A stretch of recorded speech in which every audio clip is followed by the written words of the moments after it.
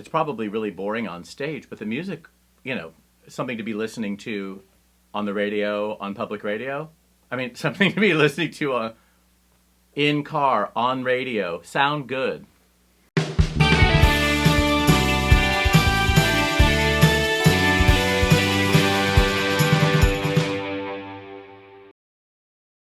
Did you know that it doesn't say spare the rod and spoil the child in the Bible? I mean, yes, in the real Bible, the one that God handed down to King James for free,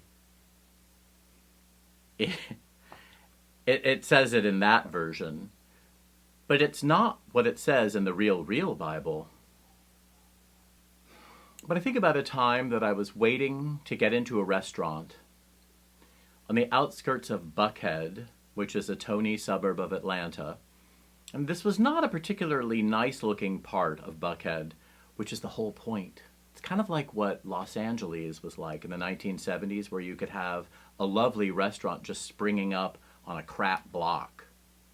And it was really hard to get a table on a Sunday night, even though it was a chain restaurant. So anyone can get a table at, Lutece. Anyone can get a table at the Four Seasons. Anyone can get a table at the Ivy. Can you get a table at Houston's? And there was a crowd outside waiting to get in, and it was a lovely spring day, and into this congregation of waiting, hungry people, someone came out with maybe a 5-year-old. And this girl was dressed in a perfect outfit with something making her skirt stick out, and she had on shiny black shoes, and her hair was done a certain way. And I'm presuming it was her mother who marched her out and said, "This is not at all what we agreed to. This was not what we agreed to when we took you here.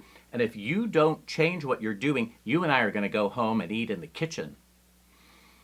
And people were recoiling from this. And I stood there and thought, yes, she wasn't shaming the child. She wasn't telling her she was bad or worthless.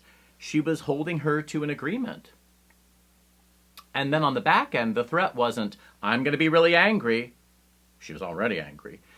And the threat wasn't, "This is the last time we're coming here." The threat was a really good one. "If you keep this up, you get to eat with me in the kitchen." I think it was a pretty effective treatment. And I can't believe all these other people weren't backing the mother. Old me, I thought, yes. In fact, young me would have seen that and thought, yeah, I'm here behaving at the table. Why isn't she? And I never saw what the kid did. And I don't know how the story turned out. But I do know the image of being taken home with an angry mother to eat with her in the kitchen while everybody else is still at the restaurant. Whether or not they're having fun makes me think.